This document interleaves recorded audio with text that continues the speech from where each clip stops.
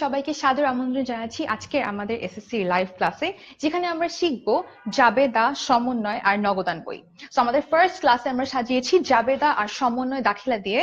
তো আমরা সবাই জানি যে জাবেদা এটার ব্যাপ্তিটা অনেক বড়, যেটা আমি বলেছি যে একটা পোস্টে লিখেছিলাম যে জাবেদা শুনতে ছোট মনে হলেও তুমি ক্লাস 9 থেকে যখন শিখে আসছো জাবেদা, এটা কিন্তু তোমাকে পরবর্তী জীবনে অ্যাকাউন্টিং নিয়ে যা কিছু পড়ো না কেন সেখানে তোমাকে জাবেদাটা ব্যবহার করতে হবে। আর জাবেদার কনসেপ্ট যদি তোমার এখন থেকে খুব ক্লিয়ার না থাকে, তাহলে পরবর্তীতে যে কোনো একটা টপিকে যে তোমার আটকে যাবার একটা সম্ভাবনা রয়ে যাবে। তো আজকে আমরা জাবেদা সংক্রান্ত কনফিউশন গুলো ক্লিয়ার করব আর জানবো সমন্বয় দাখিলা করতে গেলে আমাদের মধ্যে যে প্রবলেম গুলো হয় সেগুলা না হওয়ার উপায়। তো আজকে ক্লাসে যারা যারা উপস্থিত আছো, আমি কমেন্ট সেকশনে এখনই চেক করে নিচ্ছি যে কারা কারা আছো। যাদের মনে হচ্ছে বন্ধুদেরকে ডেকে নিয়ে আসতে চাও ক্লাসে, অবশ্যই নিয়ে আসো, তাদেরকে ভিডিওটা শেয়ার করে দাও। আর কোনো কারণে যদি মনে হয়ে থাকে যে আজকের লাইভ ভিডিওটা তুমি মিস করে যাচ্ছ বা হয়তো বা সবটা দেখতে পারছো না, কোনো প্রবলেম নাই। আমাদের 10 মিনিট স্কুলের ওয়েবসাইটে একটু যেও, 10 মিনিট স্কুলের ওয়েবসাইটে যে রিসোর্স আছে, আমাদের রিসোর্সে গিয়ে ক্লিক করে তুমি সাবজেক্ট পছন্দ করতে পারো। সেই সাবজেক্ট পছন্দ করে তুমি খুব ইজিলি আজকের এসএসসি অ্যাকাউন্টিং এর লাইভ ক্লাসটা পেয়ে যেতে পারো। আর হ্যাঁ, আমাদের ইউটিউবের চ্যানেল তো আছেই, সেখান থেকেও তুমি দেখে নিতে পারো আমাদের লাইভ ক্লাস। তো চলে যাচ্ছি সরাসরি আমাদের পড়ায়। জাবেদা শব্দটার একটা ইংলিশ টার্মিনোলজি আছে, যার নাম হচ্ছে জার্নাল। এই যে জার্নাল শব্দটা বললাম, জাবেদার যে একটা ইংলিশ প্রতিশব্দ আছে জার্নাল, জার্নালটাকে আজকে আমরা ভাঙার মাধ্যমে শিখবো কেন এটাকে জাবেদা বলা হয়। জাবেদার এই জার্নাল শব্দটা এসেছে একটা ফ্রেঞ্চ ওয়ার্ড হিসেবে, যার মানে হচ্ছে জুহনাল। ফ্রেঞ্চ অর্থাৎ ফরাসি ভাষা থেকে এসছে। তো এই জার্নালটাকে ভাঙলে পাওয়া যায় জুর। এই জুর, এই ওয়ার্ডটার মানে হচ্ছে দিন। এই দিন হিসাবে আমরা বলে থাকি যে প্রতিদিনকার একটা লিপি হচ্ছে জার্নাল বা জাবেদা। প্রতিদিনকার লিপি, কোন লিপিগুলোকে আমরা এখানে লিপিবদ্ধ করব, সেগুলো হচ্ছে আমাদের আর্থিক ঘটনাবলী, অর্থাৎ আমাদের লেনদেন। যারা ক্লাস করছো একটু দেখে নেই তাদেরকে কিছু বলার আছে কিনা আমাকে, বা কোনো কোয়েশ্চেন আছে কিনা। ওকে, সো যারা ক্লাসে আছো, হাই দিয়েছো, thank you so much hi দেওয়ার জন্য। আচ্ছা, হ্যাঁ, থ্যাংক ইউ, ক্লাস করছো, খুব ভালো লাগছে জেনে। ঠিক আছে, যারা ক্লাসে আছো, যদি কোনো কোয়েশ্চেন থাকে আমাকে ঝটপট করে ফেলো, কোয়েশ্চেনগুলো আমি তোমাদেরকে যত দ্রুত সম্ভব অ্যান্সার করে দেওয়ার চেষ্টা করবো। তো কথা বলছিলাম জাবেদা নিয়ে। জাবেদায় প্রতিদিনকার যে লিপির কথা বলছিলাম, সেই প্রতিদিনকার লিপিগুলো আমাদের লেনদেন কেন্দ্রিক হয়ে থাকে। তাহলে যখন আমরা এর আগের একটা লাইভ ক্লাসে বলেছিলাম যে লেনদেন হতে গেলে অ্যাকচুয়ালি কি কি হতে হয়, লেনদেন হতে গেলে যে আর্থিক ঘটনাটা নিয়ে তুমি কাজ করছো, সেই আর্থিক ঘটনাটা অর্থের পরিমাপে পরিমাপযোগ্য হবে। অ্যাট দ্য সেম টাইম এটার দুটা পক্ষ থাকবে। এই জাবেদার কাজ হচ্ছে দুটা পক্ষ খুঁজে বের করা। দুই পক্ষ, একটু ঝটপট আমাকে কমেন্ট সেকশনে বলে দাও, এই যে আমরা জাবেদায় দুটো পক্ষ বের করি, এটাকে আমরা কি নামে জানি? এই দুটা পক্ষ বের করাটাকে জাবেদায় কি বলে? আমি ঝটপট তোমাদের কমেন্ট সেকশনটা চেক করছি, আমাকে একটু জাস্ট বলে দাও যে এই দুটা পক্ষ যেটার উপর ভিত্তি করে আমরা জাবেদা করে থাকি, তাকে তার নামটা কি?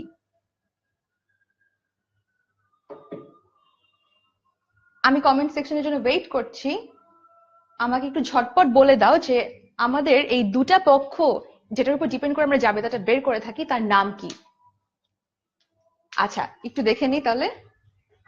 আচ্ছা, আমাদের সাথে ইমন আছো, আমাদের সাথে রাতুল আছো। আচ্ছা, এক্স্যাক্টলি, আমি অলরেডি রাইট অ্যান্সার পেয়ে গিয়েছি। Thank you so much. যারা আগে ক্লাস করেছো আমার মনে হয় তাদের জন্য এটা খুব হেল্পফুল ছিল, তাহলে বলেই দিই, এটা হচ্ছে দুতরফা দাখিলা। Thank you so much guys, অনেকে রাইট অ্যান্সার লিখে পাঠিয়েছো। একটু কয়েকজনের নামটা না বলে দিলেই না, নামটা বলে দিচ্ছি যারা যারা আমাদেরকে রাইট অ্যান্সার দিয়েছো।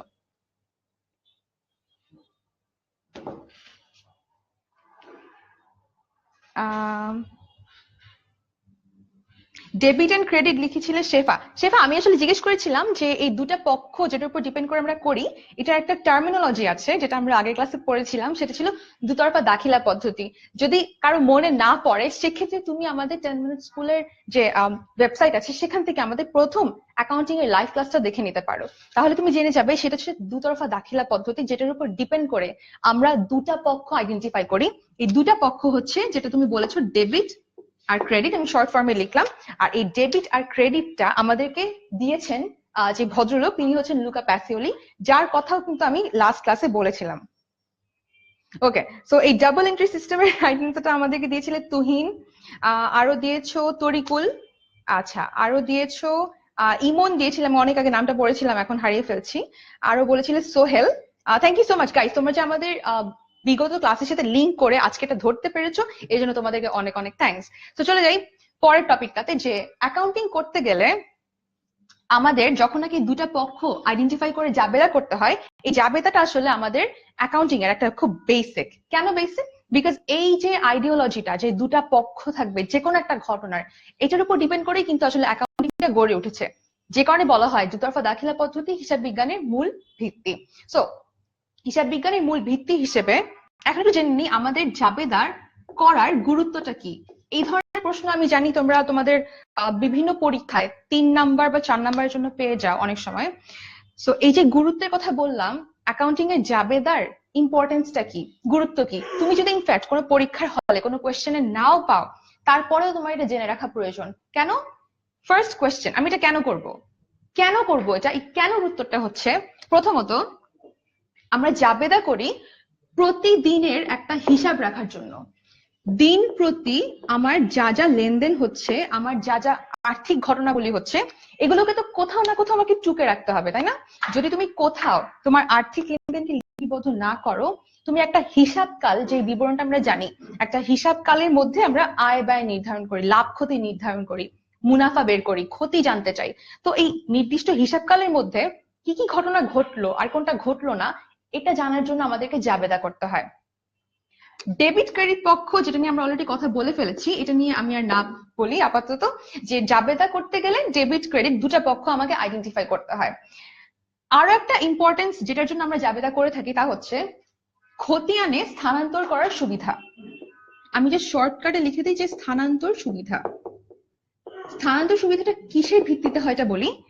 একটা ঘটনা বা লেনদেন ঘটার পর প্রথম যে কাজটা করা হয় অ্যাকাউন্টিং এর ধাপ অনুযায়ী, সেটা হচ্ছে জার্নাল এন্ট্রি দেওয়া। ফার্স্টে তুমি কি করো, একটা লেনদেনকে শনাক্তকরণ করো, দেন এটার কিছু ডকুমেন্টস, এটার পেছনের কিছু প্রমাণপত্র খুঁজে বের করো। যেমন তুমি ক্রয় করো, তোমার ভাউচার প্রয়োজন হয়, তোমার রসিদপত্র প্রয়োজন হয়, এগুলো আমাদের জন্য কি, এগুলো আমাদের জন্য ডকুমেন্টস, এগুলো আমাদের জন্য এভিডেন্স।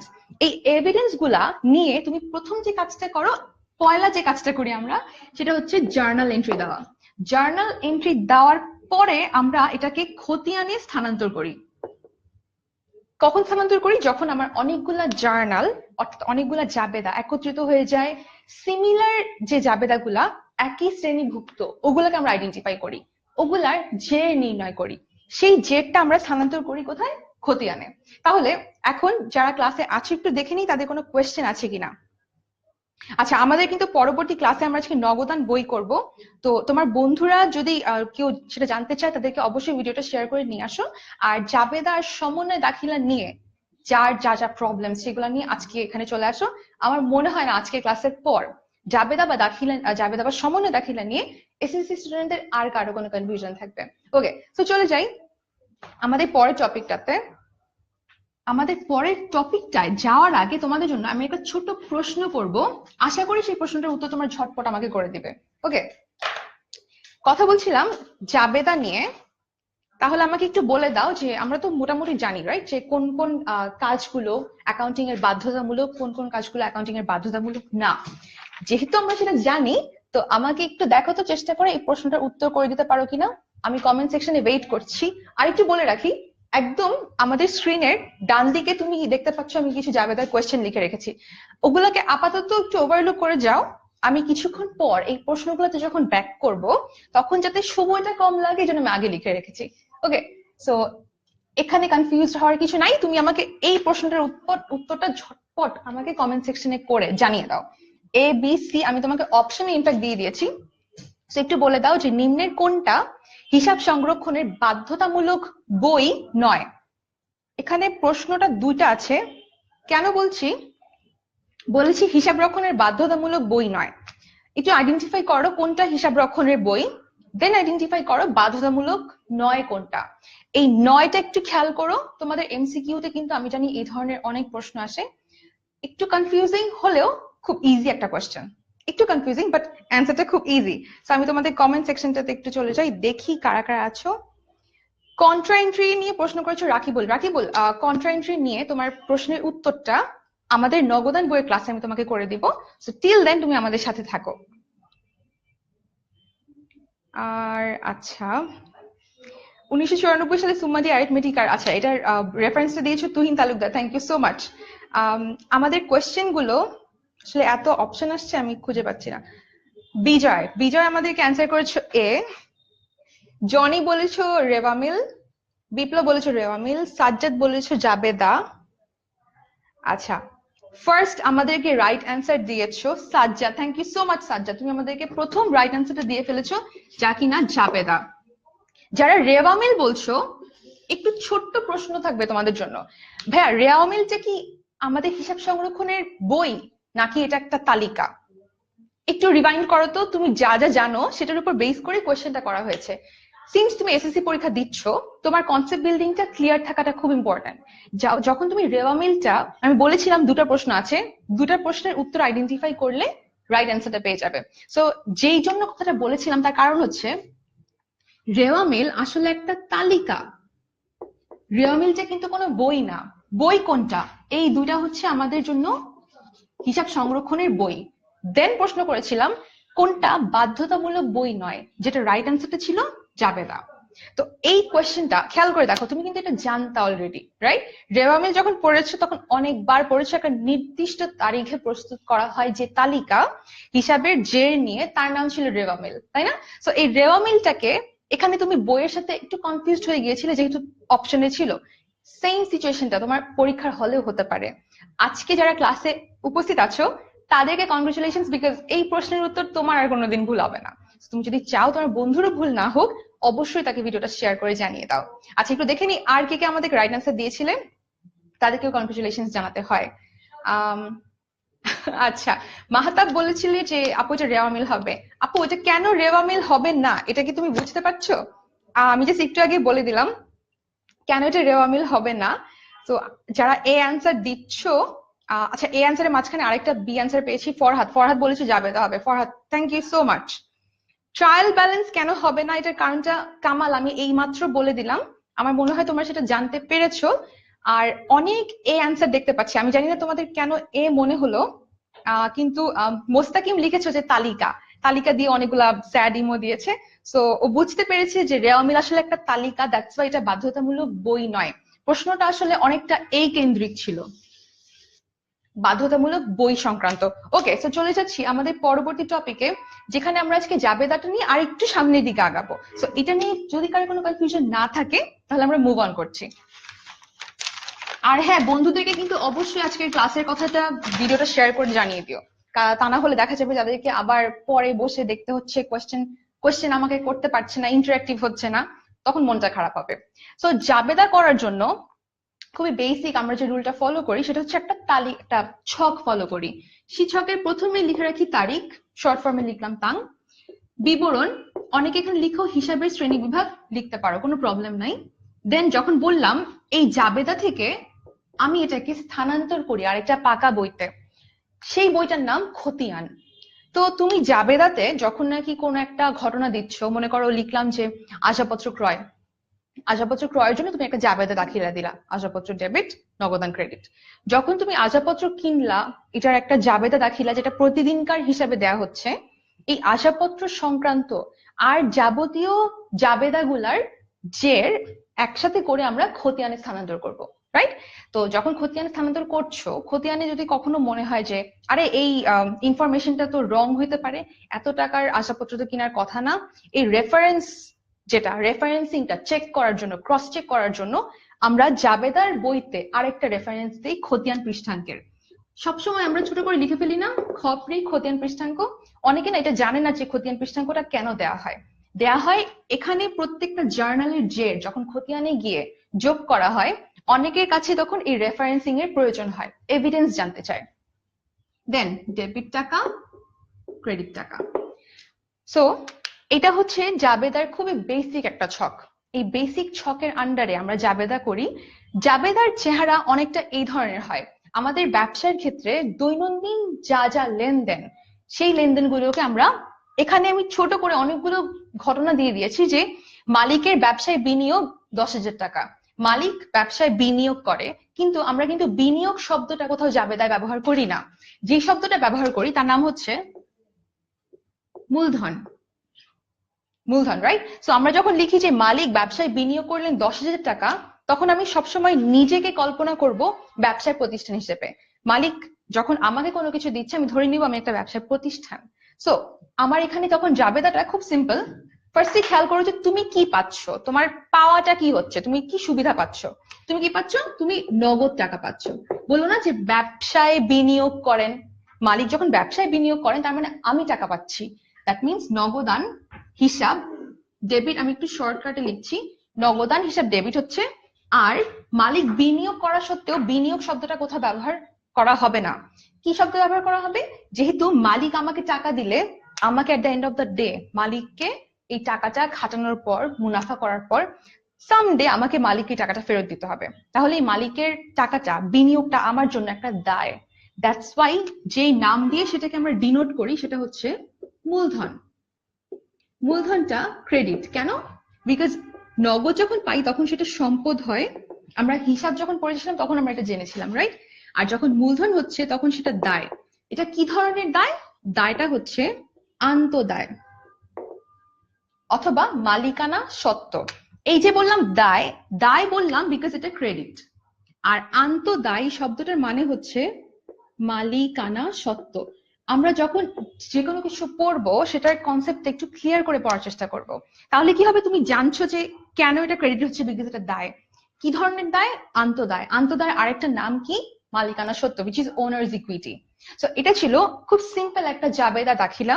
জাবেদা দাখিলা করার জন্য আমাদেরকে বেশ কিছু রুলস রেগুলেশন মনে রাখতে হয়। সেই রুলস রেগুলেশন গুলো অনেকে আমি দেখেছি যে মুখস্থ করে, অনেকে প্রশ্ন করে যে এই জিনিসটার জন্য আমি এই ফর্মুলা দিয়ে এটা মনে রাখি। But at the end of the day তোমাকে যখন প্রশ্ন করা হয় যে এটা কেন করলা, এটা রিজন কি, পেছনের কনসেপ্টটা কি, তখন যদি তুমি উত্তর করতে না পারো তাহলে কিন্তু সেটা তোমার ব্যবসায় শিক্ষায় পড়াটাকে প্রশ্নবিদ্ধ করে, রাইট? সো একটু দেখে নি কারো এই সংক্রান্ত কোনো প্রশ্ন আছে কিনা আমার কাছে। আচ্ছা, বি অ্যান্সারের জন্য থ্যাঙ্কস। আচ্ছা, বি বুঝতে পারার জন্য অনেক থ্যাঙ্কস। আর একটু দেখি কোনো প্রশ্ন আছে কিনা আমাদের জন্য। আচ্ছা, জনি প্রশ্ন করেছে যে আপু, যে জাবেদাগুলো আমরা করি এগুলা কি বড় বড় কোম্পানিতে সরাসরি প্রয়োগ করা হয়? এক্স্যাক্টলি। বড় বড় কোম্পানি হোক বা যেটাই হোক না কেন, জাবেদাটা কিন্তু ইটারনাল।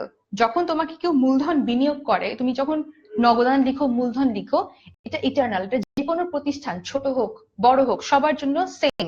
সো আমরা যে জাবেদাগুলো দেই এগুলো এরকম না যে আমি এখন একটা শিখছি, পরবর্তীতে হয়তো এই জাবেদাটা চেঞ্জ হয়ে যাবে। জাবেদাটা আসলে চেঞ্জ হয় না, বড় ছোট সব ধরনের প্রতিষ্ঠানের জন্যই সেটা প্রযোজ্য। ওকে, তো এখন চলে যাই আমাদের পরবর্তী টপিকে, যেখানে দেখবো যে জাবেদা করার জন্য আমাদেরকে আর কি কি জিনিস মাথায় রাখতে হয়, অর্থাৎ আমাদের জাবেদা করার লক্ষণীয় বিষয়গুলো কি কি। জাবেদা করার জন্য ফার্স্টেই কিছু টার্মিনোলজি শিখতে হবে। সেটা হচ্ছে কোন কোন শব্দ ব্যবহার করতে পারবো আর কোন কোন শব্দ ব্যবহার করতে পারবো না। লক্ষণীয় বিষয়ের মধ্যে প্রথমে দেখবো, সাপোজ তুমি ক্রয় করছো। যখন ক্রয় করো কি কি জিনিস ক্রয় করতে পারো? ক্রয় করতে পারো পণ্য, মালামাল, ক্রয় করতে পারো আসবাবপত্র বা যে কোনো ধরনের সম্পদ। যখন তুমি পণ্য বা মালামাল ক্রয় করছো, কিনে নিয়ে আসছো, তখন কিন্তু তুমি লিখতে পারো না পণ্য বা মালামাল ডেবিট আর নগদান ক্রেডিট। এটা আমরা কেন করতে পারি না? এটা আমরা করতে পারি না বিকজ পণ্য বা মালামালটাকে আইডেন্টিফাই করার জন্য আমি একটা টার্মিনোলজি ইউজ করি আমার ব্যবসায়। যেহেতু এটার মানে হচ্ছে ব্যয়, আমি একটা খরচ করলাম, এই খরচের একটা খাত আছে। খাতটা কি? খাতটা হচ্ছে ক্রয় খাত। পণ্য ক্রয় করলাম, সো যখন পণ্য বা মালামাল কিনছি আমি সেটাকে ক্রয় নামে লিপিবদ্ধ করব, লিখবো ক্রয় হিসাব ডেবিট আর নগদান ক্রেডিট, বা যদি ধারে কিনে থাকো পাওনাদার ক্রেডিট। অপোজিট দিকে কি হয় যখন আমরা আসবাবপত্র কিনি? যখন আসবাবপত্র কিনি তখন সেটা আমার জন্য আসবাবপত্রের নামে লিপিবদ্ধ করতে হয়, তখন কিন্তু আমি সেটাকে আর ক্রয় হিসেবে করছি না। যেই জন্য করছি না সেই রিজনটা আমাকে বলে এখন একটা কোয়েশ্চেনের অ্যান্সার করতে হবে। আমি তোমাদের জন্য একটা ছোট্ট কুইজ রেখেছি, ঝটপট ঠিক এতক্ষণ যে কনসেপ্ট নিয়ে কথা বলছিলাম এইটার উপর ডিপেন্ড করে তুমি আমাকে এটার অ্যান্সারটা করে দাও, আর যারা করতে পারবে না তাদের জন্য আমি পুরোটা এক্সপ্লেইন করে দিব। ওকে, তো প্রশ্নটা খুব সিম্পল। আমি একটা ফার্নিচার কোম্পানির জন্য একটা নাম ধরে নিলাম যে নামটা শাতিল ফার্নিচার। আসলে হাতিলের নামটা খুব কমন দেখে ইউজ করতে পারছিলাম না, তাই শাতিল দিলাম। ওকে, শাতিল ফার্নিচার 10,000 টাকার পণ্য নগদে ক্রয় করলো। ফার্স্টে চিন্তা করো এটা কি ধরনের ব্যবসার প্রতিষ্ঠান, আর ও যেই পণ্যটা কিনলো এটা কি ধরনের হিসাব, এটা কি ওর জন্য পণ্য নাকি ওর জন্য সম্পদ। এই ছোট কোয়েশ্চেনটা অ্যান্সার করার মধ্য দিয়ে তোমার জাবেদা সংক্রান্ত অনেকগুলো কনসেপ্ট ক্লিয়ার হয়ে যাবে। ইনফ্যাক্ট শুধু জাবেদা না, তুমি পরবর্তীতে যখন নগদান বই করবে, আর্থিক বিবরণী করবে, সব ক্ষেত্রে এই কনসেপ্টটা কাজে লাগবে। ঝটপট দেখে নিচ্ছি আমাদের কমেন্ট সেকশনটাতে কে কি লিখেছো। কামাল লিখেছো এটা পণ্য। আচ্ছা, আমাকে একটু এবিসির মধ্যে অ্যান্সারটা করে দিতে পারলে খুব ভালো হয়। তোমাদেরকে অ্যান্সার করার জন্য আমি জাবেদাটা করে দিয়েছি যে ক্রয় হিসাব ডেবিট নগদান ক্রেডিট, নাকি ক্রয় ডেবিট পাওনাদার ক্রেডিট, নাকি আসবাবপত্র ডেবিট নগদান ক্রেডিট। ক্রয় ডেবিট নগদান ক্রেডিট ফার্স্ট অ্যান্সার করেছো আনন্দ। আচ্ছা, আমি রাইটটা পরে বলছি কি হবে। আনন্দ, মারুফ, কবির লিখেছো এ। শাকিল, শাকিল তুমি লিখেছো এটা অ্যাসেট হবে। শাকিল খুব সম্ভবত বোঝাতে চাচ্ছে যে শাতিল ফার্নিচার যখন 10,000 টাকার পণ্য নগদে ক্রয় করলো তখন তার জন্য এটা একটা অ্যাসেট। আচ্ছা, অ্যাসেট কেন বলছো এটা আমাকে একটু জানাতে হবে। আচ্ছা, আমি ফার্স্টেই তাহলে অনেকগুলো এ পেয়ে গিয়েছি, যেহেতু আমি রাইট অ্যান্সারটা বলে দিচ্ছি। শাতিল ফার্নিচার যখন 10,000 টাকার পণ্য নগদে ক্রয় করলো তখন তার জন্য সেটা ক্রয় হিসাব ডেবিট আর নগদান হিসাব ক্রেডিট। এখন এখানে একটা টুইস্ট আছে। টুইস্ট হচ্ছে প্রশ্নটা ডিফারেন্ট ভাবে করতে পারতাম। আমরা আসলে আলোচনা করার জন্য প্রশ্নটা করছি। তুমি যদি কোনো কারণে না পেরে থাকো একদম মন খারাপ করো না। ইনফ্যাক্ট তুমি যদি না পারো তোমার জন্য জানার একটা সেকেন্ড স্কোপ থাকে, সেটা বেটার। তো কথা বলছি কি হবে যদি শাতিল ফার্নিচার পণ্য ক্রয় না করে আমার জন্য আসবাবপত্র ক্রয় করত। আসবাবপত্র, যদি শাতিল ফার্নিচার পণ্য ক্রয় না করে 10,000 টাকার আসবাবপত্র নগদে ক্রয় করত তখন আমি কি করতাম। যেহেতু বলেছিলাম যে এটা কি ধরনের প্রতিষ্ঠান সেটা একটু খেয়াল করো। শাতিল ফার্নিচার এটার নামটা তোমাকে বলে দিচ্ছে যে ও একটা ফার্নিচার প্রতিষ্ঠান, তাই না? ও আসবাবপত্র ক্রয় বিক্রয়ের কাজ করে, ও ফার্নিচার বানায় কিংবা কিনে দেন সেল করে, যে কোনো কাজ করতে পারে। যেহেতু ও আসবাবপত্র অর্থাৎ ফার্নিচার নিয়ে কাজ করে, তখন ও যদি পণ্য ক্রয় করে তুমি দিচ্ছ ক্রয় হিসাব ডেবিট নগদান ক্রেডিট। Very good. যদি তোমাকে বলতো আসবাবপত্র কিনলো 10,000 টাকার, তখন কিন্তু তুমি সেটাকে বলতে পারতে না যে এটা আমার জন্য অ্যাসেট, তখন আমাকে বলতে হতো এটা আমার জন্য ক্রয়। অ্যাট দ্য সেম টাইম তখনও তোমার অ্যান্সার হতো ক্রয় হিসাব ডেবিট নগদান হিসাব ক্রেডিট। এই ছোট জিনিসটা বোঝানোর জন্য তোমাকে শাতিল ফার্নিচার নামটা আজকে দিয়েছি। রফিক, জব্বার, করিম, এক্স ওয়াই জেড যে কোনো নাম আমরা ইউজ করতে পারতাম। যেই কারণে নামটা ইউজ করিনি, যে কারণে আমরা আজকে শাতিল ফার্নিচার দিয়েছি, রিজন হচ্ছে তোমাকে এটা বোঝানো যে যেই ধরনের প্রতিষ্ঠানের নাম দেওয়া হচ্ছে তোমার জাবেদা দাখিলাটা ওই অনুযায়ী হবে। যদি বলতাম এক্স কোম্পানি 10,000 টাকার আসবাবপত্র ক্রয় করলো, তখন তুমি কি দিতা? আসবাবপত্র ডেবিট নগদান ক্রেডিট। যখন বলবো নর্মাল 10,000 টাকা পণ্য ক্রয়, তখন ক্রয় হিসাব ডেবিট নগদান ক্রেডিট। যখন বলবো একটা ফার্নিচার প্রতিষ্ঠান ফার্নিচার বানায়, তারা আসবাবপত্র কিনলো, তখন কিন্তু তুমি আর আসবাবপত্রটাকে সম্পদ বলতে পারবা না, আসবাবপত্র বলতে পারবা না, তখন কি বলতে হবে? ক্রয় হিসাব ডেবিট নগদান credit. Thank you so much যারা আমাদেরকে ফার্স্ট এই অ্যান্সারটা দিয়েছিলে। আশা করি। আচ্ছা, মৌ একটা প্রশ্ন করেছো শাতিল ফার্নিচারের কাছে পণ্যটা হলো ফার্নিচার আর ফার্নিচার নিয়ে বিজনেস করে। মৌ এক্স্যাক্টলি, খুব সুন্দর করে তুমি আমাদেরকে কমেন্টে সেটা লিখে দিয়েছো। Thank you so much. আশা করছি এর পরবর্তীতে যখন তোমাকে এই ধরনের কোনো প্রশ্ন দেয়া হবে তুমি রাইট অ্যান্সারটা করে দিতে পারবে। আচ্ছা, সাগর লিখে পাঠিয়েছো আসবাবপত্র ডেবিট নগদান ক্রেডিট। আশা করছি তুমি সেকেন্ডের জন্য আমাকে লিখে পাঠিয়েছো কারেক্ট অ্যান্সার। ওকে, আচ্ছা চলে যাই আমাদের পরবর্তী টপিকটাতে।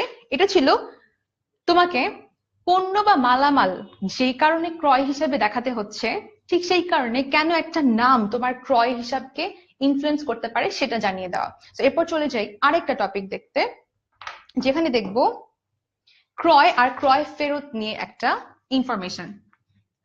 যখন তোমাকে বলা হয় যে কারো কাছ থেকে তুমি পণ্য ক্রয় করলে বা কারো কাছে পণ্য বিক্রয় করলে, তখন কি হয়, তারিখটা খুব ইম্পর্ট্যান্ট। তোমাকে কোন তারিখটা দিচ্ছে সেই তারিখটা জেনে নেওয়াটা খুব ইম্পর্ট্যান্ট।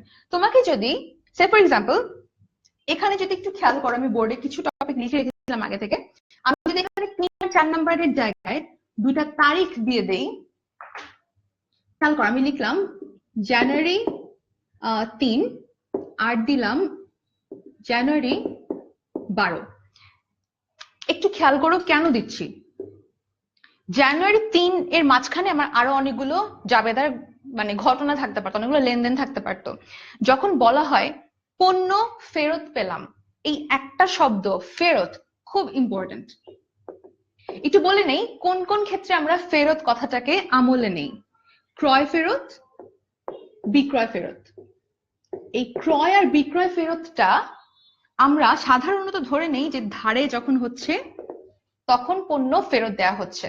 এর ফলে কি হয়, তুমি যখন একটা জার্নাল এন্ট্রি পাচ্ছিলে যে রফিকের নিকট বিক্রয় করলাম 1500 টাকা, খেয়াল করো রফিকের নিকট যখন বিক্রি করছো তখন ঘটনাটা কি দাঁড়াচ্ছে, রফিকের নিকট বিক্রয় তার মানে ধারে বিক্রয়। সো রফিক আমার জন্য কি একজন দেনাদার। যেহেতু একটা নাম আমি পেয়ে গেছি রফিক, তো আমি একটা নাম ইউজ করছি রফিক হিসাব। যদি আমাকে বলা হতো যে 1500 টাকার পণ্য বিক্রয় করলাম, সেক্ষেত্রে আমি কিন্তু জানি না, অ্যানোনিমাস, আমি কার কাছে বিক্রি করলাম আমি জানি না। কিন্তু তুমি যখন একটা ব্যবসা করছো, প্রতিনিয়ত ক্রয় বিক্রয় করছো, তোমাকে দিন শেষে একটা খতিয়ান বানাতে হচ্ছে, তুমি কিন্তু অ্যানোনিমাস কারো নামে একটা হিসাব খুলতে পারো না। ওই অ্যানোনিমাস যে নামটা, ওটাকে আমরা কি টার্মিনোলজি ইউজ করি, দেনাদার পাওনাদার। তো সেই দেনাদার আর পাওনাদারটা তখন রিপ্লেস করবে রফিক সাহেবকে। আর যখন আমরা একটা নাম দেখতে পাবো তখন সিম্পলি ধারের ক্ষেত্রে ওই নামটা ইউজ হবে। রফিক হিসাব সিম্পল ডেবিট, আর কি করেছিলাম বিক্রয়, আচ্ছা বিক্রয় করেছিলাম ক্রেডিট। যখন 1500 টাকার এই তারিখটা জানুয়ারি 3 তারিখ আর জানুয়ারি 12 তারিখে আমাকে বললো পণ্য ফেরত পেলাম 500 টাকা, যখন বললো পণ্য ফেরত পেলাম, সেই পণ্যটার তারিখটার সাথে একটু মিলাবা যে এর প্রিভিয়াস কোনো লেনদেনে ওই লোকের নামটা ব্যবহার করা হয়েছে কিনা। বলা হয়েছে পণ্য ফেরত পেলাম 500 টাকা, কার কাছ থেকে পণ্যটা ফেরত পেলাম। প্রশ্ন হতে পারে, তোমার মাথায় একটা কোয়েশ্চেন আসতেই পারে যে এটা তো একটা সিম্পল ঘটনা, আমি কেন প্রিভিয়াস আরেকটা ঘটনার সাথে এটাকে যোগ করব।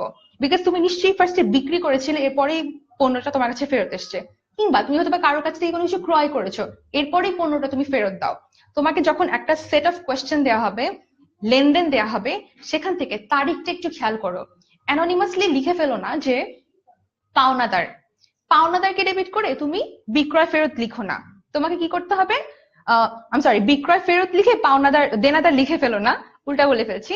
যেহেতু তোমার দেনাদারের একটা নাম ছিল রফিক সাহেব, সো খেয়াল করো যে যেই পণ্যটা আমি ফেরত পেলাম, এটাকে আমি আগে কারো কাছে বিক্রি করেছিলাম কিনা, যার কাছে বিক্রি করেছিলাম যদি সে দেনাদার হয়ে থাকে তার কি কোনো নাম ছিল কিনা। যদি রফিকের নামটা তার ঠিক প্রিভিয়াস নামটাই থাকে, ওই তারিখটা ওই তারিখের নামটাই তোমাকে ইউজ করতে হবে। দ্যাট মিনস তুমি যখন বিক্রয় ফেরত পাচ্ছ, একটু শর্টকাটে লিখলাম, তুমি তাহলে যেই লোকটাকে ক্রেডিট করছো তার নাম রফিক।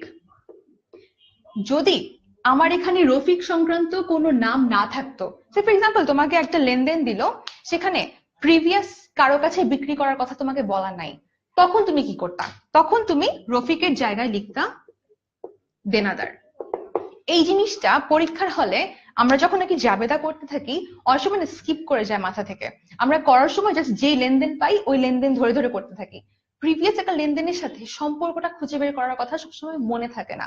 বাট যেই লেনদেনে তোমাকে একটা নাম দিয়ে দেওয়া হবে, ওই লোকের কাছে বিক্রয়কৃত পণ্যই তুমি আবার ফেরত পেয়েছো, এই ইনফরমেশনটাই তোমার কাছ থেকে টিচার চাচ্ছে। তুমি যদি এখানে ভুল করো, চান্সেস আর দেয়ার ইউ না লুজ ইউর মার্কস। ঠিক আছে, তোমার টিচার হয়তো তোমার কাছ থেকে এই অ্যান্সারটাই খুঁজছে, রফিক সাহেবের নামটা খুঁজছে, দেনাদার না। তখন কিন্তু উনি তোমাকে যদি মার্কস না দেন, এটা নিয়ে আর্গিউ করার কিছু থাকবে না।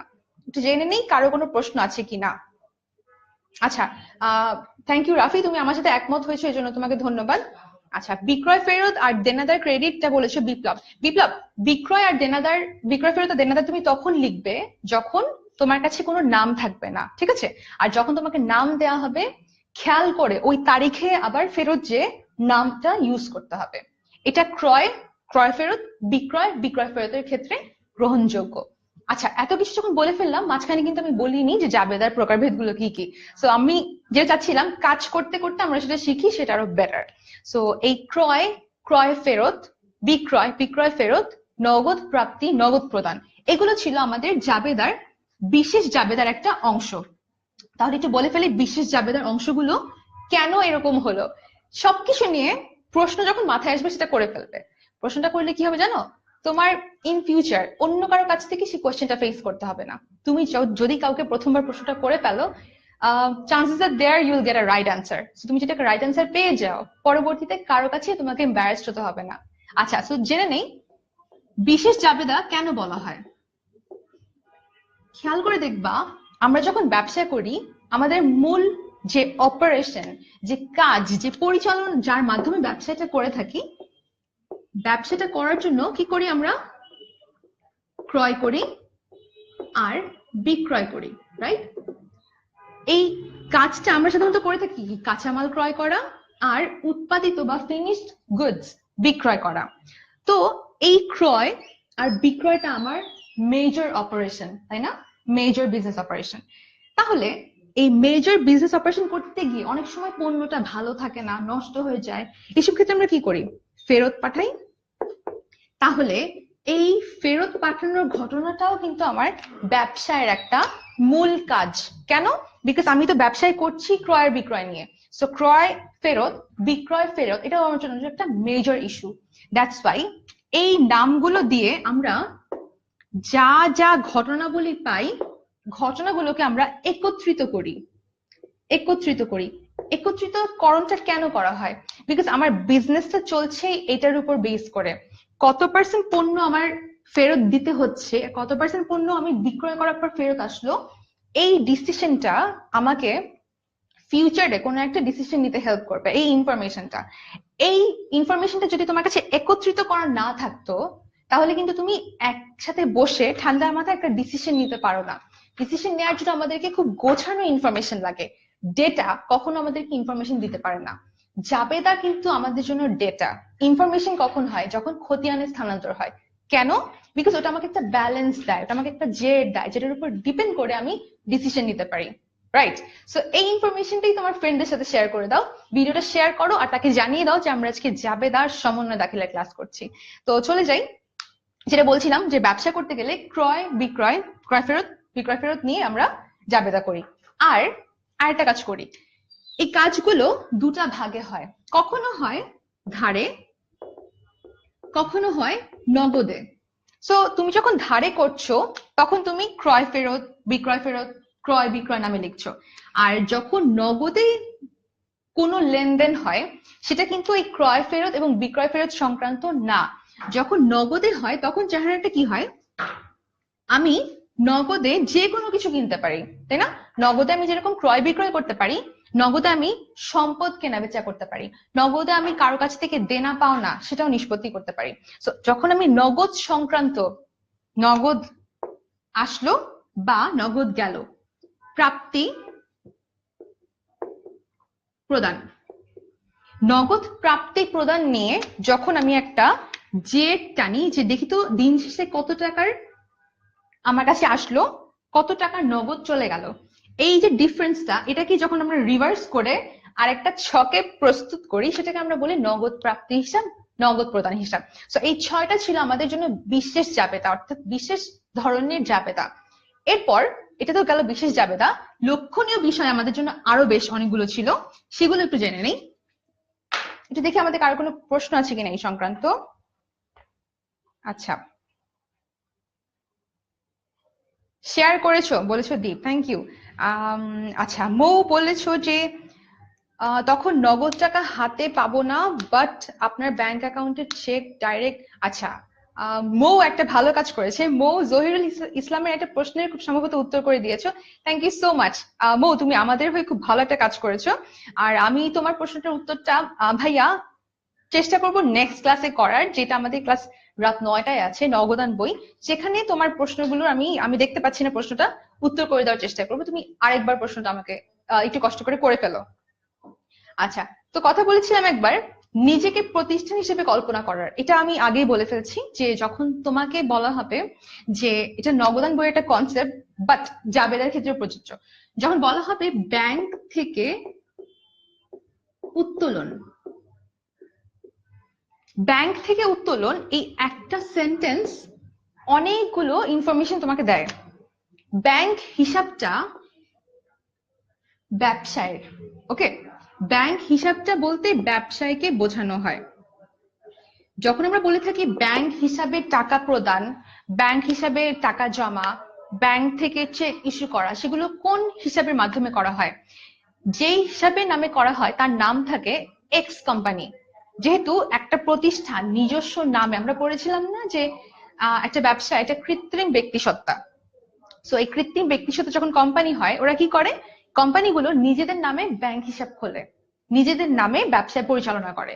সো যখন সে ব্যাংক থেকে টাকা উত্তোলন করে, দ্যাট মিনস নগদ টাকা ব্যাংকে এসে যোগ হচ্ছে, নগদ টাকা। এটা কেন বললাম? এটা বললাম এই কারণে, জাবেদা করার সময় আমরা নিজেদেরকে ব্যবসায় প্রতিষ্ঠান মনে করি।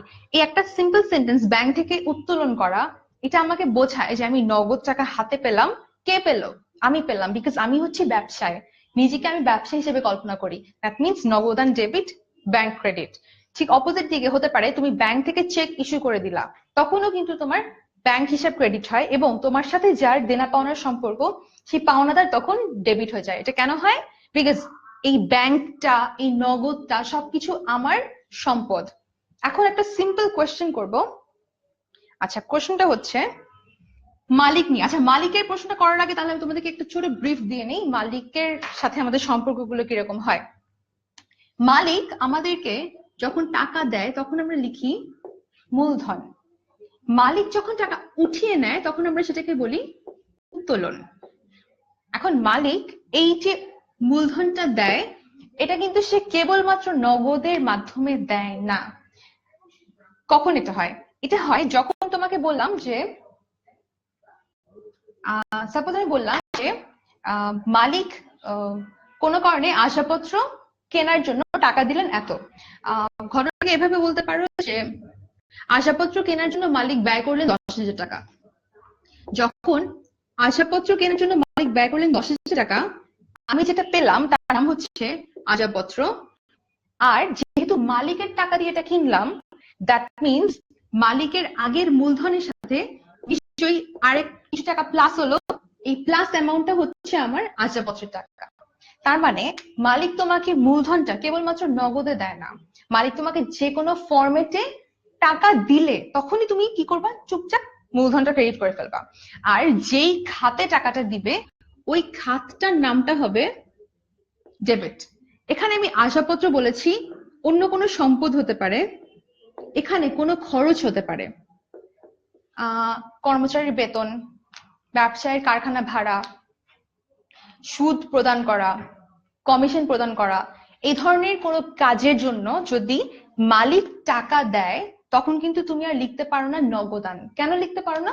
বিকজ মালিকের টাকাটা যদি আমি নগদান লিখে ফেলি, সেই মুহূর্তে এটা আমার একটা সম্পদ হয়ে যাচ্ছে না? এটা আমার কাছ থেকে একটা সম্পদ চলে যাচ্ছে। whereas এটা কিন্তু মোটেই তা না। এটা কিন্তু নগদ হোক, ব্যাংক চেক হোক, যাই হোক, এটা মালিকের টাকা। আর মালিকের টাকা সবসময় আমাদের জন্য একটা দায়। কি ধরনের দায়? আন্তঃদায়, যেটা একটু আগে বলেছি। দ্যাট মিনস মালিক যা কিছু দিক সেটা আমার জন্য মূলধন। অপোজিট দিকে মালিক আমার কাছ থেকে অনেক কিছুর মাধ্যমেই কিন্তু মূলধনটাকে নেগেটিভ করে দিতে পারে, অর্থাৎ মূলধনটা ক্রেডিট। মূলধন যখন চলে যায় তখন আমরা সেটাকে বলি মূলধনটা ডেবিট করে দেয়। আর মূলধনটা ডেবিট কিসের মাধ্যমে হয়? উত্তোলন। আমরা কিন্তু মূলধনটাকে সরাসরি ডেবিট লিখি না। কেন লিখি না? বিকজ মূলধনটা যেই হিসাবের মাধ্যমে ডেবিট হয় তার একটা নিজস্ব নাম আছে, নামটা হচ্ছে উত্তোলন। সো এই মূলধন আর উত্তোলন থেকে একটা ছোট্ট প্রশ্ন, একটু ঝটপট আমাকে অ্যান্সারটা করে দিও।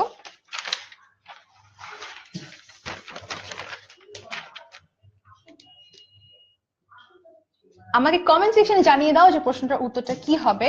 আর যদি কোনো কারণে তুমি উত্তর করতে নাও পারো তাহলে মন খারাপ করো না, আমরা আজকের ক্লাসে এটার এক্সপ্লেনেশনটাও জেনে নিব।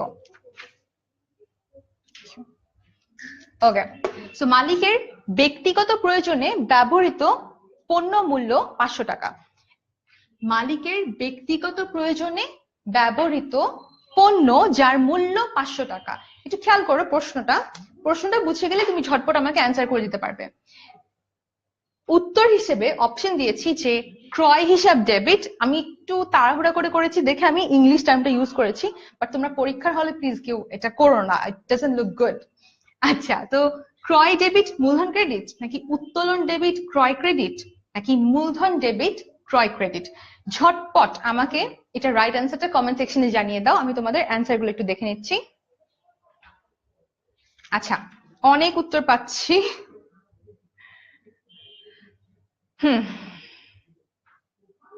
আচ্ছা, আমার ক্লাসের আচ্ছা আজকে তামিমা থ্যাংক ইউ, তুমি আমাকে বলেছো ক্লাস ভালো হচ্ছে। আচ্ছা, আমি শিওর যেহেতু তুমি বুঝতে পারছো তাহলে ক্লাসটা ভালোই হচ্ছে। লেখা বুঝে যাচ্ছে না বলেছো খালেদ। খালেদ, তুমি কি প্রশ্নটা বুঝতে পারছো? আমি প্রশ্নটা তোমার জন্য একটু বলে দিই যে মালিক তার ব্যক্তিগত প্রয়োজনে যখন কোনো পণ্য ব্যবহার করে সেটার মূল্য যখন 500 টাকা, তখন তুমি এটার জন্য জাবেদা দাখিলাটা কি দিবে, এটা হচ্ছে প্রশ্ন। উত্তরে অপশন এ ক্রয় হিসাব ডেবিট মূলধন ক্রেডিট, অপশন বি উত্তোলন ডেবিট ক্রয় ক্রেডিট, সি মূলধন ডেবিট ক্রয় ক্রেডিট। আমাকে একটু ঝটপট বলে দাও যে রাইট অ্যান্সারটা কি। আচ্ছা, অনেকগুলো অপশন। রাফি বলেছো 2 হবে, 2 বলতে আমি ধরে নিচ্ছি বি, রাইটটা পরে বলছি। বিপ্লব বলেছো সি হবে। আচ্ছা, দীপ বলেছো এটা লেনদেন হবে না। দীপ, তুমি লেনদেন হবে না এটা বলেছো, ঠিক আছে। তুমি আরেকবার একটু খেয়াল করবে যে আমি এখানে বলেছি যে মালিকের ব্যক্তিগত প্রয়োজনে ব্যবহৃত পণ্যের মূল্য হচ্ছে 500 টাকা। খেয়াল করো, ও কিন্তু ব্যবহার করে ফেলেছে, দ্যাটস ওয়াই লিখেছি ব্যবহৃত পণ্যের মূল্য। তার মানে একটা জিনিস ঘটনা ঘটে গেছে, দ্যাটস ওয়াই এটাকে আমি লেনদেন বলতে পারি। যেহেতু এটা লেনদেন বলতে পারি, তুমি এখন একটু চেষ্টা করে দেখো যে এখান থেকে যাবে তাহলে তুমি কোনটা রাইট অ্যান্সার দিবে। বি অ্যান্সার করেছো বিজয়, বিপ্লব বলেছো সি, জিহান বলেছো বি, আশিস বলেছো বি হবে। বি অনেকগুলো পাচ্ছি। আচ্ছা, অনেক বলেছো উত্তোলন ডেবিট আর ক্রয় ক্রেডিট, দ্যাট মিনস বি। আচ্ছা, যেহেতু অনেকগুলো অ্যান্সার পেয়ে গিয়েছি, বিপ্লব ফার্স্টে এ বলে ফেলছিলা। আচ্ছা, বিপ্লব আমাকে লিখেছে সরি বি হবে। ওকে, দ্যাট মিনস অনেকগুলো অ্যান্সার পেয়ে গিয়েছি, রাইটটা এখন বলে দিতেই হয়। রাইট অ্যান্সার হচ্ছে বি উত্তোলন ডেবিট ক্রয় credit. Thank you so much, যারা রাইট অ্যান্সার করেছো। আর যারা এ বলছিল তাদেরকে একটু বলে দেই, খেয়াল করো, মালিক আমাকে কোনো কিছু দেয় নাই, মালিক আমার কাছ থেকে নিয়ে গেছে। বলেছে মালিক ব্যক্তিগত প্রয়োজনে। মালিক ব্যবসায়িক প্রয়োজনে বললে বোঝায় আমি কিছু পেলাম, মালিক ব্যক্তিগত প্রয়োজনে বলতে বোঝায় আমার কাছ থেকে চলে গেল। এই কনসেপ্টটা একটু মাথায় রেখো, ব্যবসায়িক প্রয়োজন আর ব্যক্তিগত প্রয়োজন। মালিক যদি ব্যবসায়িক প্রয়োজনে আমার জন্য পণ্য নিয়ে আসতো 500 টাকা, তখন আমি লিখতাম ক্রয় ডেবিট, লিখতাম মূলধন ক্রেডিট। আর যখন যেহেতু এটা কখনো হচ্ছে না, যেহেতু সে বলেছে ব্যক্তিগত প্রয়োজনে, তার মানে রিভার্স, ঘটনাটা একদম রিভার্স হয়ে গেছে। ব্যক্তিগত প্রয়োজনে মানে আমার কাছ থেকে চলে গেছে। আমার কাছ থেকে যদি চলে যায় তাহলে মালিক যদি আমার কাছ থেকে কিছু নিয়ে যায় তাহলে ডেফিনেটলি মূলধনের পরিমাণটা কমে, যেটার মাধ্যমে কমে তার নাম উত্তোলন।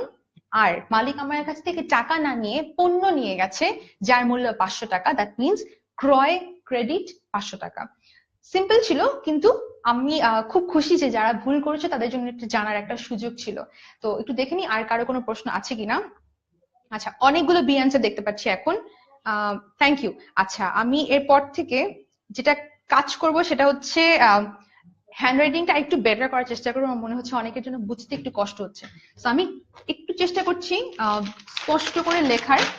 আর থ্যাংক ইউ সো মাচ যারা আমাকে সেটা মনে করিয়ে দিয়েছো, বিকজ তুমি যদি না বলতে আমি আরো হয়তো বাজে করে লেখার পর্যায়ে চলে যেতাম। আচ্ছা, তো কথা বলছিলাম আমাদের কি কি বিষয় নিয়ে লক্ষ্য রাখতে হবে তা নিয়ে। এখন কথা বলবো আমাদের জাবেদার পার্টেরই আরেকটা ভাগ যার নাম হচ্ছে সমন্বয় দাখিলা। সমন্বয় দাখিলা নিয়ে ছোট থেকে বড় অনেকের মধ্যে আমি বিভিন্ন ধরনের কনফিউশন দেখতে পাই। আজকের ক্লাসে আমরা সমন্বয় দাখিলা নিয়ে খুব বেসিক কিছু কথা বলবো। ফার্স্ট একটু বলে নেই, আমরা একটা কনসেপ্ট সবাই জানি, সেটা হচ্ছে হিসাবকাল, তাই না? একটা ব্যবসায় করতে গেলে আমরা একটা নির্দিষ্ট সময়ে ভাগ করে নেই।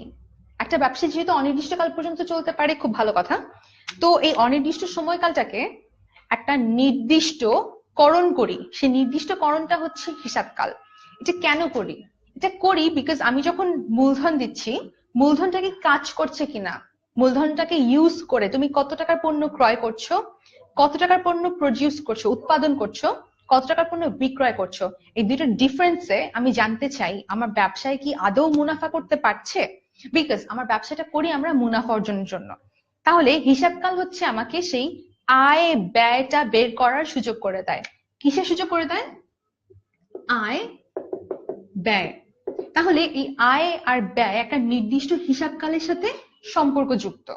তো তুমি যখন নাকি একটা ঘটনা ঘটাচ্ছ, অর্থাৎ তুমি কোনো একটা লেনদেন করছো, সেই লেনদেন করার সময় অনেক সময় আমরা কি করি, একই সময়ে অনেক বেশি টাকা খরচ করে ফেলি।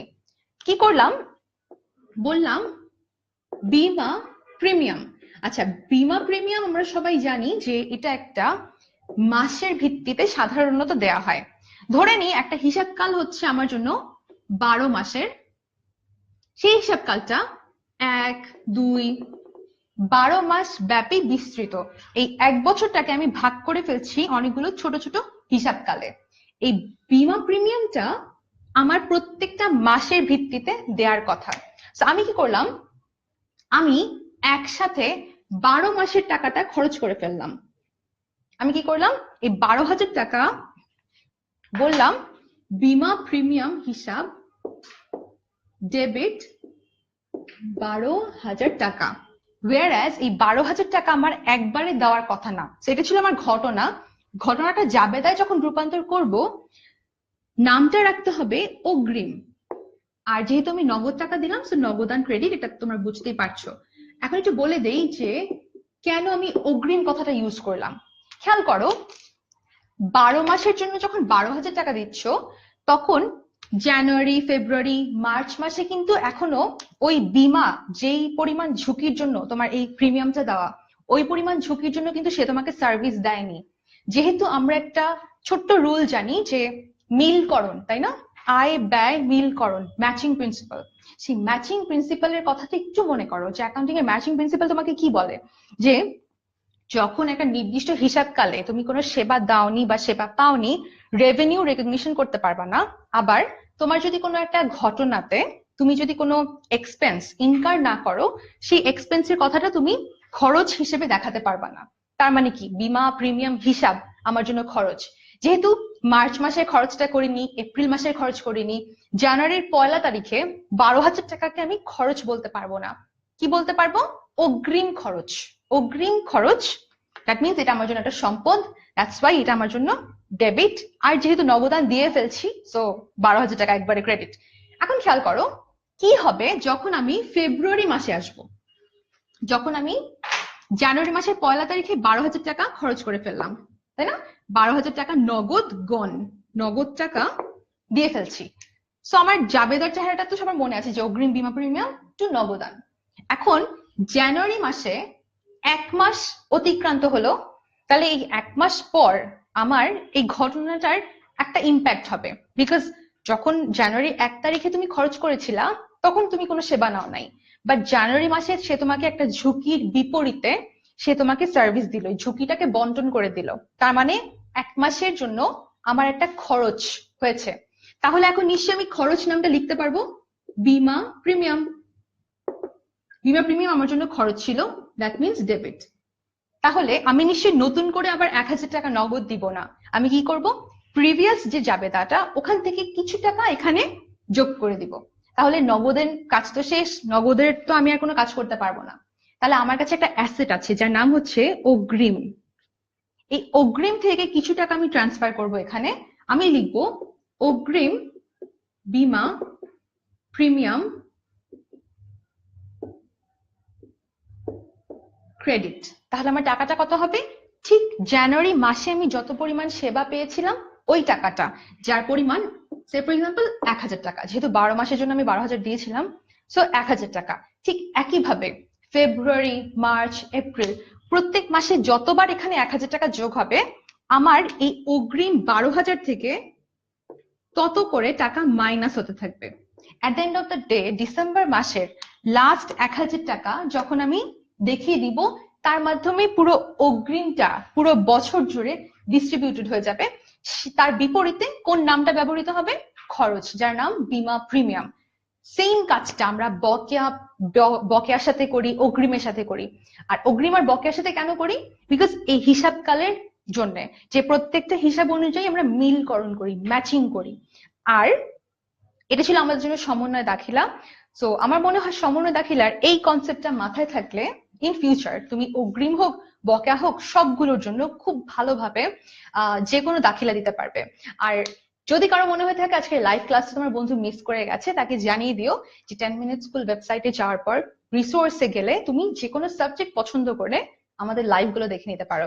আর তোমার জন্য সেটা প্রযোজ্য, যদি তুমি মনে হয় যে লাস্টে ক্লাসে এসেছো, তাহলে তুমিও সেটা দেখে নিতে পারো। আর দেখা হবে নেক্সট ক্লাসে ঠিক রাত 9টায়।